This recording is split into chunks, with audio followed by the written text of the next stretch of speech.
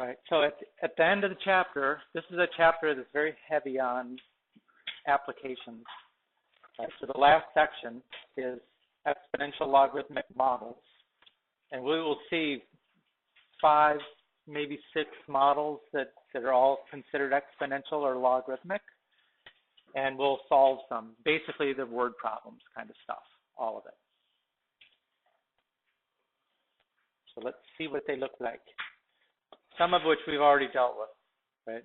The first one, if you look in your book on the first page of the section, you'll see in the top they've got all the equations, and in the bottom they've got the graphs.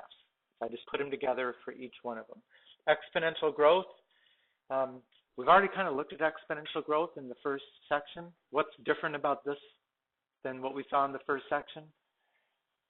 You know, in the first section it was y equals a to the x.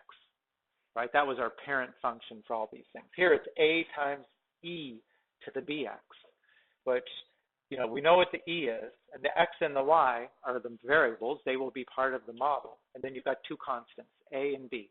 So there could be a constant in the numerator, there could be a constant as a coefficient. Or sorry, in the exponent. So it could be a constant in the exponent, it could be a constant as a coefficient. You know, we know what the basic shape of it looks like. Exponential decay, again, we've already seen exponential decay. We know what it looks like. We know all the particulars, domain and range and all that stuff. Right now we've got the possibility that there are some constants involved, that it's not just, you know, y equals a to the x. You know, we get all these models. In the end, you know, most of the problems, they give you the particular equation you're working with. It's not like you got to go back to these things, say, okay, how am I going to do this? You know, you're pretty much given what you need for each one. But you know, growth and decay, we saw even from the very beginning. There are things that you do that use that. We saw compound interest. We saw radioactive decay. I mean, those were things that you should be able to relate to a little bit. The what they call the Gaussian model is this function right here. This is like one particular one, just because in order to graph it, you've got to substitute something there. But that is actually what you call the normal curve. So if you get into statistics, or you've ever heard of a bell curve, if you've taken psychology, you've probably been confronted with the terrible book called The Bell Curve, which if you want to read it, it's right over there. And it's very good. So that is a particular thing. It's, you know, it's kind of how, you know, normal curves, bell curves, are how you describe the results of random processes, basically. Anything that's like a random process. You would expect to have more of it in the middle and then less as you go away from the middle. So that's what it's described. And then we've got one that they call logistics growth model, which looks like this, right? You could see that it's got a exponential in the denominator, right, with a constant in there. And it has a particular shape, which is, it doesn't grow very much on either side, right? But in the middle, it grows really fast. That's called logistics growth. Like it starts to grow fast, something takes off, and then something dampens it down, and it doesn't grow so much anymore. You know, this is one particular one where they filled in for a couple of the constants so that you can actually graph it. And then logarithmic models, they have it listed as 2 different models down below. They give 2 different graphs. They just have it on the same line up here. Here's the ln, and here's the common logarithm. You know, what's the difference in the graphs? You know, it's a little bit different shape, but they're the same in all the important details. Domain and range and intercepts and all that stuff is mostly the same. Right. There is, again, the possibility of some constants that change the shape just a little bit. Okay. So we're going to go through a few different examples of these kinds of things. And again, you have to read the word problems. If you're still not reading word problems, then you're in the wrong class at the wrong time. Right? This is their example 1, and I didn't use the one below. I'm just using the one that they've got. Right? So there's a lot of writing in here. But when you get right down to it, it just asks you a fairly simple question that was more like the homework last night. right? Estimates of the amounts in billions of dollars of U.S. online advertising spending from 2011 through 2015 are shown in this table, right? Now, they did a scatter plot, but it doesn't really concern us. An exponential growth model that approximates this data is given by, and there they've given us the model that we're going to use. And they've given us the domain, right? The t is between 11 and 15. So in this case, t equals 11 means 2011, so the 0 year must have been 2000, right? According to this model, when will the amount of U.S. online advertising spending reach 80 billion? So what are they asking us to do with that 80 billion? Plug 80 billion in for what? S, right? The spending, right? So we want to plug that in and solve for t. Pretty close to the kind of problem we did in the homework last night, right? I mean, if you plug in for t, that's like we did at the beginning of the chapter when we couldn't solve the equations. That's just an evaluate a function, right? At this point, now that we can solve equations, you're much more likely to get something that says substitute for that number, so you're forced to solve for the variable inside the exponential. Right? So substituting for the s, that's the equation we've got to solve. That's all good. All right, so it's an exponential equation. How do we solve it? Isolate. Okay, what do I do to isolate this one? Divide by the 9.3. 80 divided by 9.3 equals e to the 0.1129t. All right, we've isolated. Take log of both sides. And in this case, which log are we going to use? ln, right? If the base is e, clearly we want to use ln.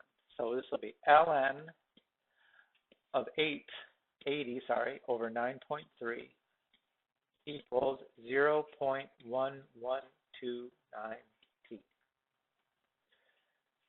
Right? That was take ln of both sides.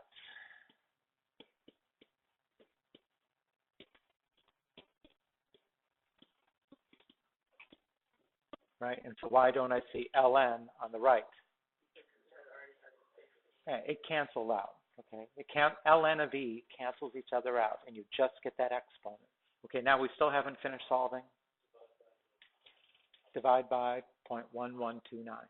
So t equals ln of 80 divided by 9.3 divided by 0.1129.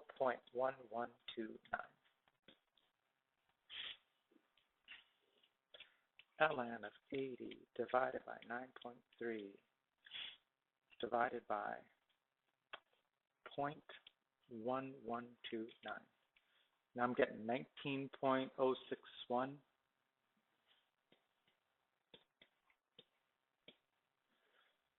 Okay, so do you get that? Okay, now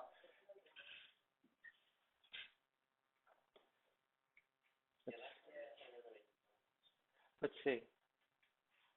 Compare the values of amount of according to when will the amount reach 80 billion? Okay. Let's make sure we got all of our numbers correct. I know. So we did that right. No question about that. We divided by the 0.1129. You guys got the same thing? Okay. So let's see. That would tell us that it's not in the domain. Let's see what the book said, because this is just taken from their example. 19, according to the model. So at the end of the example, you can see that they didn't say anything about that. They didn't say anything of the fact that it's actually not in the domain that they gave right there. But that's a good catch, right? It's not in the domain. I mean, remember, when something's not in the domain, it either means that mathematically it's just going to lead to problems like a divide by 0 or the square root of a negative or now the log of 0 or negative numbers. When they give you a domain like that, they're really telling you, this relationship that's described by this model may not be valid after 2015. So you may want to be careful about using it after 2015. The fact that we got an answer which was outside 2015 means, you would probably be skeptical of the answer. You know, you wouldn't go bet the farm on it or something like that, given the fact that they said only use it between these 4 years. That's a good one.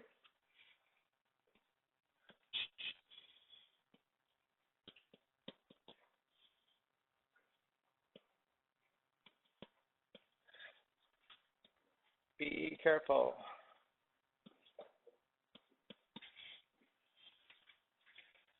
Okay, so that's, you know, when you solve exponential functions, the most common one is like that, right? They give you the number that goes over here, and you solve for the t, which is there. Procedures are pretty straightforward. We've done that before.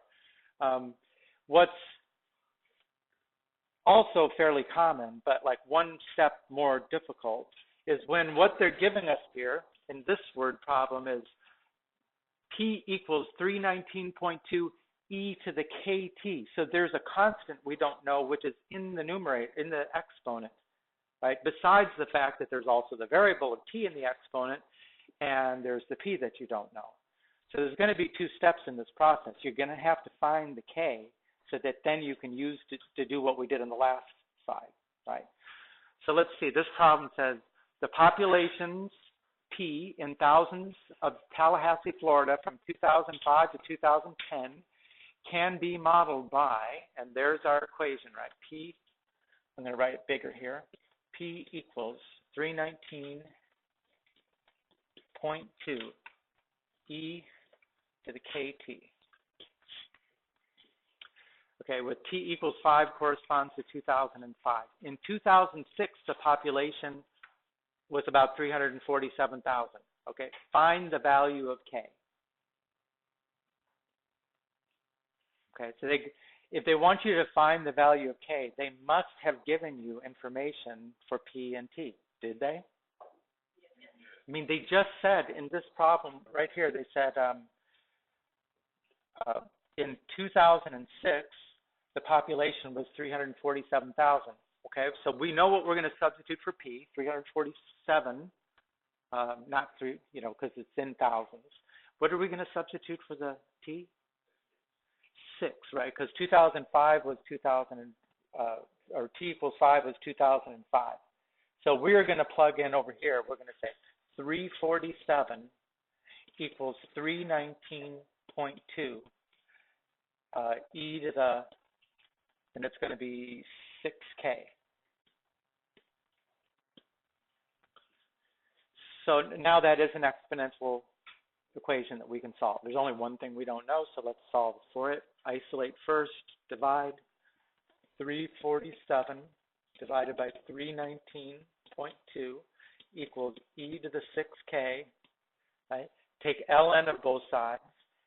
ln of 347 divided by 319.2 equals 6k, right? So this way, divide by 6, k equals ln of 347 divided by 319.2, all of that divided by 6. So put that in your calculator. Say ln 347 divided by 319.2, boom, divided by 6.0139.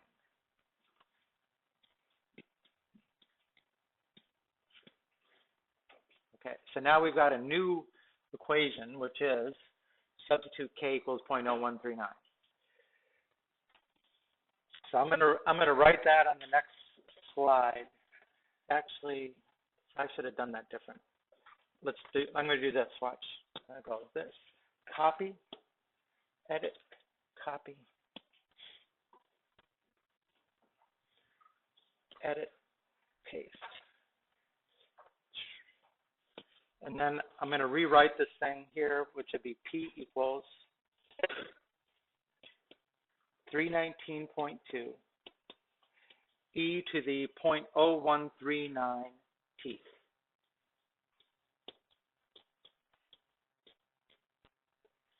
Right, that's what we got on step 1. Step 2, Use this model now to predict the populations in 2015 and 2020. What are they asking us to do? Plug in for T. Okay, well, what will T be in 2015?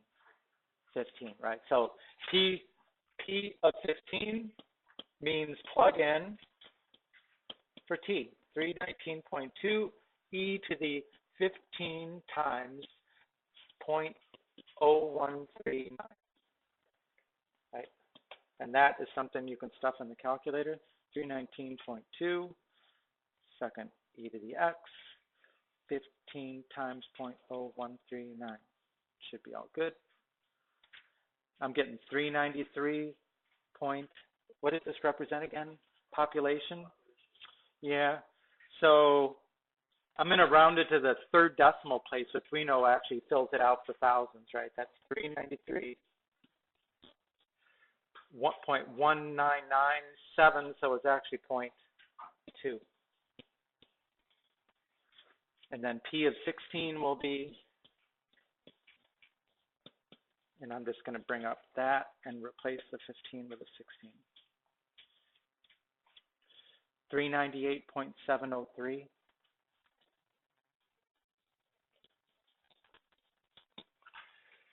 Okay, are the results reasonable? I mean, do you see, does anything like jump out at you like that can't be? I think that looks reasonable to me. To think that their population went from 319.2 in 2005, and now it's less than 400,000, seems pretty reasonable. Okay, according to the model, during which year will the population reach 410,000? Now what are they asking us to do? Plug in for P, right? So now we're going to plug in 410 for P, 319.2 e to the 0.0139t. So now we need to solve it like an exponential, divide by 319.2.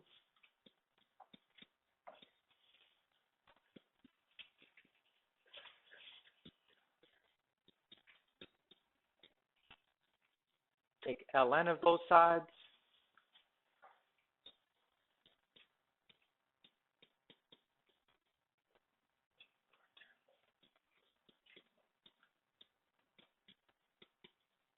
Divide by 0.0139.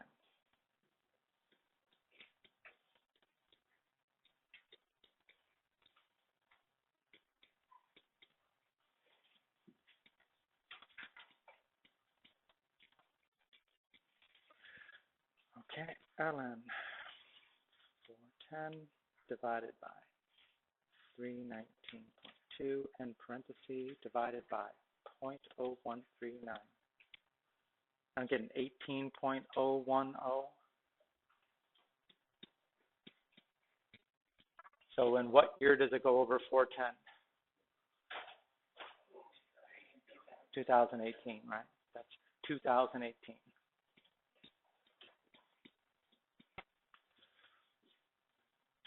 I mean, you could imagine if you are some kind of person that's a city planner or something like that, you've got to be studying things like this. I mean, you can't just be sitting there waiting for these kinds of changes to happen in your population and not making plans for it. You know, with every little thing, you know, of your infrastructure, your schools, you know, if your population is essentially increasing by a third in 15 years, then you're going to need a lot more than you've got. Okay, the Gaussian model, I'm going to show you, but we're not going to do much with it. Again, Gaussian models are like normal curves. They are normal curves. And the standard formula, it looks something like this, right, where you've got a constant e to the negative, and then there's x minus a number squared, and then it's divided by something. They all look more or less the same. You cannot solve, you can't say like, substitute a value here and solve for the x. It won't work in the same way. It's a much more complicated problem. All they really ask you to do in the book is graph it and then estimate what is the average score? In this case, SAT score. Well, where are you going to find the average? Right in the middle of the graph, right? Now notice, where is it? They're saying at x equals 514, and then notice the equation and see if you see a 514. Sure enough, there's the 514. So the average always occurs at whatever number makes the exponent 0. Okay, because anything to the 0 power is 1, and that gives you the maximum value of the graph. Everything else, the denominator gets bigger, and the graph goes down. So in the end, all you really end up doing on any of these problems is just look at that and say the average is 514. Right? There's 2 homework problems that they've got. Again, they give you a Gaussian model like this, and they ask you to look at the graph to estimate the average. But what do you think the average is going to be in this one? 100, right? Because that's what makes the exponent 0. And then this one, 5.4, right? There's really not much else that this ever gets used for, and you really don't need to look at a graph on a calculator to tell that, right? Because it's right there in the equation right in front of you. But, I mean, normal curves are probably, you may not use a lot of math, but somewhere along the line, you're probably using statistics that involve normal curves. I mean, if you've done any kind of, I guess probably none of you are taking AP stats yet. But you'll take things like that, and you'll learn all kinds of things like hypothesis testing and the political polls that you see on TV. And all that stuff is involved with this stuff right here. That's the math that's behind it. Okay, this is the, what did we call it? The logistics growth model. And, in the end, whatever is the model, it doesn't really matter what the model is. They gave you an equation, now just try to answer the questions based on the equation. It's not like you're going to refer back to that model that they gave us at the beginning, but it does look a lot like that model. So let's see, on this one it says, on a college campus of 5,000 students, one student returns from vacation with a contagious and long-lasting flu virus. The spread of the virus is modeled by this equation right here. Now, given the fact that this is a logistics growth model, you might expect that it's going to have that shape of graph where it won't increase much until it gets to a certain point, and then it's going to go up really fast, and then it's going to level off. I mean, that's probably what they would expect if that's the model that they're using. Okay, why is the total number of students infected after T days? Okay, the college will cancel classes when 40% or more of the students are infected. Okay, how many students are infected after 5 days? What are they expecting you to do there? Put T equals 5, right? So for this one right here, for T equals Y of 5, right, we're going to plug in 5,000 divided by 1 plus 4999 e to the negative 0.08. Is it 08? No, 0.8. And then we're going to put in 5. Right? So that will be 5,000 divided by parentheses 1 plus 4999 second e to the x, and that is negative 0.8 times 5. Get out of that, and parentheses 54, 54.01.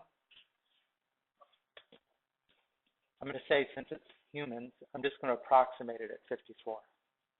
That's how many infected after 5 days.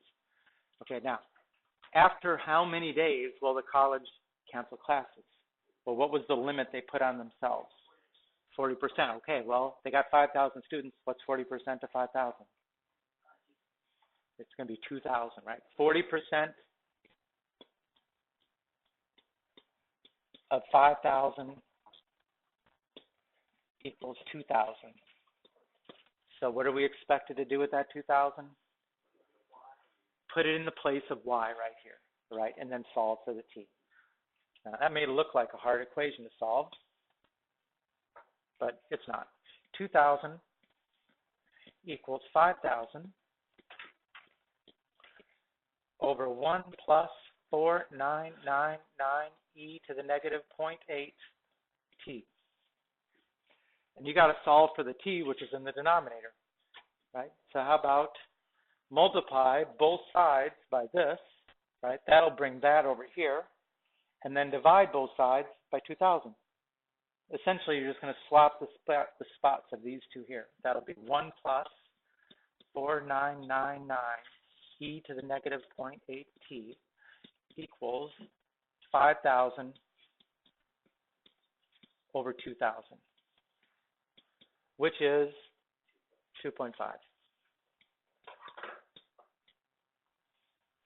Okay, now you still have to solve for the t over here. So we're going to subtract 1, divide by 4999, and then take logs of both sides. So this will be 4999 e to the negative 0.8 t equals 1.5. Divide by 4.9999 e to the negative 0.8 t equals 1.5 divided by 4999.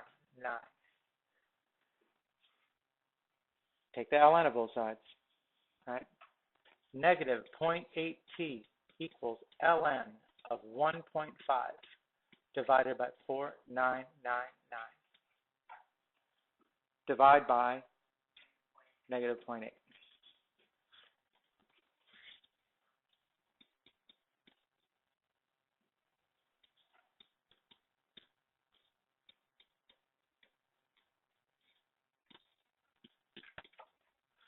And that you could put in the calculator.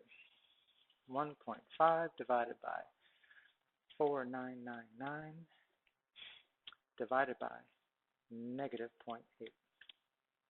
I'm getting 10.139.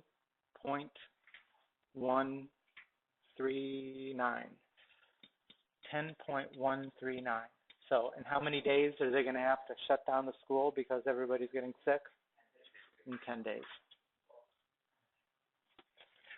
So, I mean, you could have seen this problem and never related this to the logistics growth model. I mean, it is what it is. It's an equation that you had everything you needed to solve it without thinking about what model it came from. Okay. So, oh, I had already set that up on that page. Sorry about that. Okay, in the homework, there's going to be a few problems here, which we always struggle with these. So I'm going to just at least set up so you can see how you're supposed to approach a problem like this, right? This compound interest, so we know how this works. This one is particular.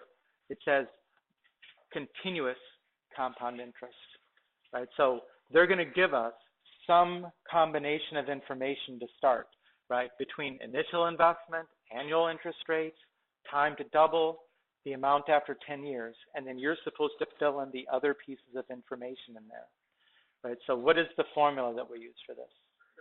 The PERT formula, right? Continuous compounding should be P e to the RT. Okay. Now, if we do the number 8, which I've got highlighted, in what letter does the 750 replace? It's the P, right? So we can fill that in, and then what about the 10.5%? That's the R. So actually, we've got both of those, right? So we say A equals 750 e to the, and what do I use as the R? The interest rate is 10.5%, but you've got to use a decimal. 0.105, right? 0.105 t. Okay, so in order to find the time to double, well, if it doubles, what's A? No, A will be 1,500, right? If it doubles, 750 becomes that. For time to double, you're going to go down here and go, okay, 1,500 equals 750 e to the 0.105 t. And that you can solve. And then how are you going to find the amount after 10 years? Yeah, I mean, if you know that it's the amount after 10 years, then you're going to take that 10 and you're going to put it in there. Okay. I'm just setting them up. I'm not going to carry them all the way through. Okay, now let's say we get on to the next one. We're still using the same formula. A equals PE to the RT. Okay, this time we've got the initial 500, so let me put that in there. We know what that is.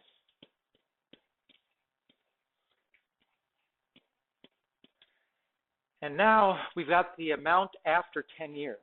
How is that going to help us? Well, the T is going to be 10.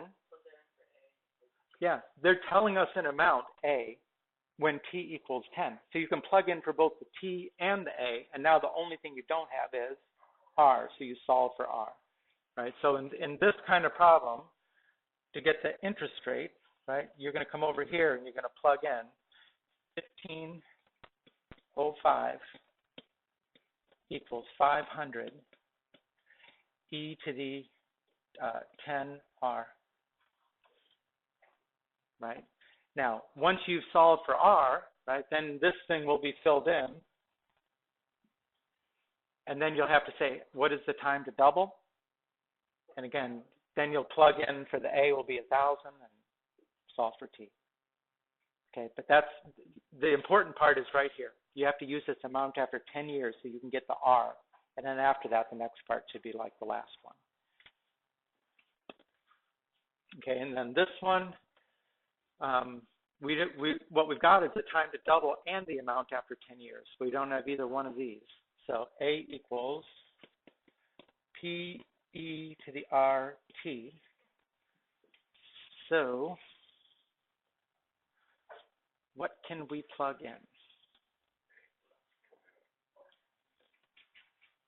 So we have the time to double. So you remember when we did this in class, yes, the last class, remember it didn't really matter how much money we started with when we say time to double. Because in the end, when you solve this, whatever is the P, this becomes double. So A over P is 2, right? So it doesn't matter what that is. So this is A over P equals E to the RT, right? So we know that the A over P is 2 because it's the time to double. And the time is 12. So it's E to the 12R. So we're using this information right there, right? It's time to double means that number is a 2 and the 12 is right there. So using that, you can solve for the R. And then once you have the R, you can do the rest. Okay.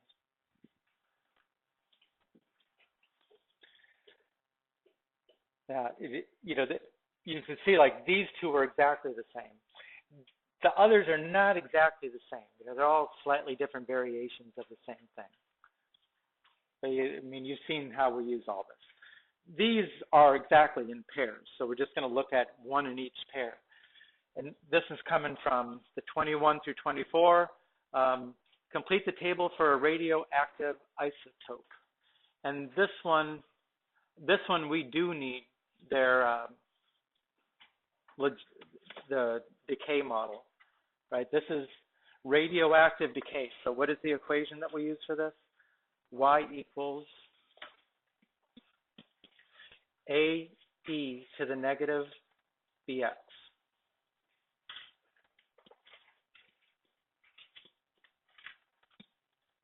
Because it's decay.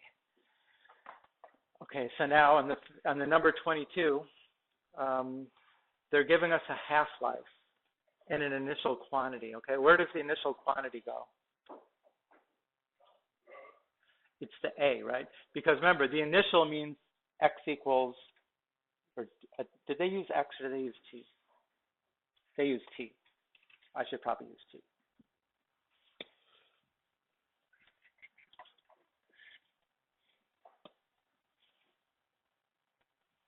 And that's a B. My B's always look like 6s. T. Right? So the initial, when t equals 0, then this whole thing is 1, and the initial quantity is that. So they've given us the 6.5, so we know this much right away. 6.5 e to the negative bet. Okay, now the half-life is 5715, right? What is a half-life? The time it takes to have half of what you started with, right? So if you started with 6.5, you're going to have half of that. So you substitute the half-life. You could either do it like, half of 6.5 is 3.25, right? That's the half.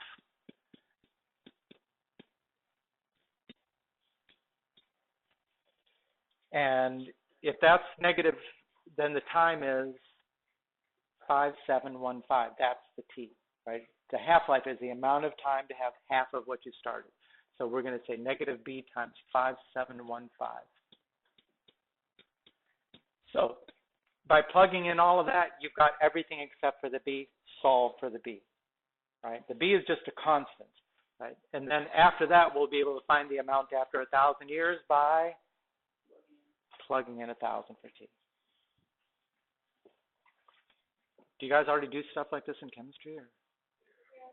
So it's easy, right? Okay. Let's see how we get this one. Y equals AE to the negative BX. And this one, we know the half-life, and we know the amount after 1,000 years. But we don't know the initial quantity. So how are we supposed to do that? Okay, with the half-life, we can substitute for this, right? Because that'll be half of, well, actually we don't. This is what we know, right? Y divided by A equals what? For the half-life. 1/2, right? So we don't know the initial amount or what we're going to have exactly, but we know that it's 1/2 of what you started with. So we can say that the Y over A is 1/2, and that's what equals A to the negative B times, that's wrong.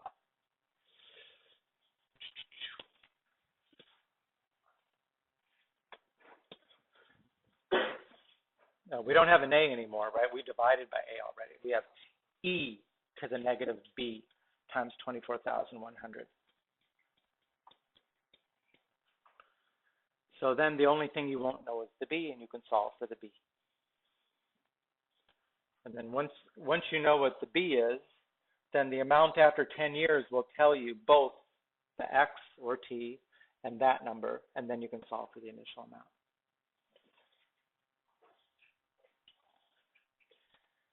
So anyway, I just wanted to show you that a little bit, because when you get to those homework problems, you won't have a total blank.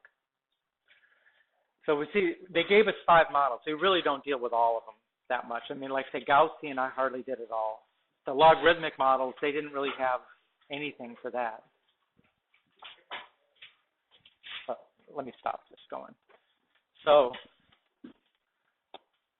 that's the homework.